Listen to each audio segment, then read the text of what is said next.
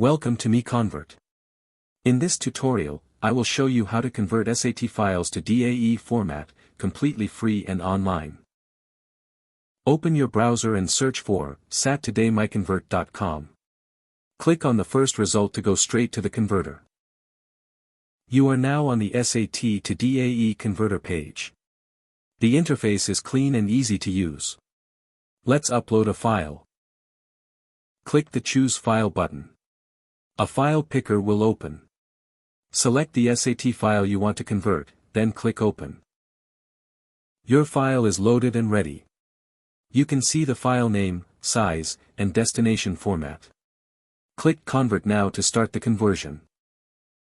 The conversion is in progress. You can see the progress bar moving.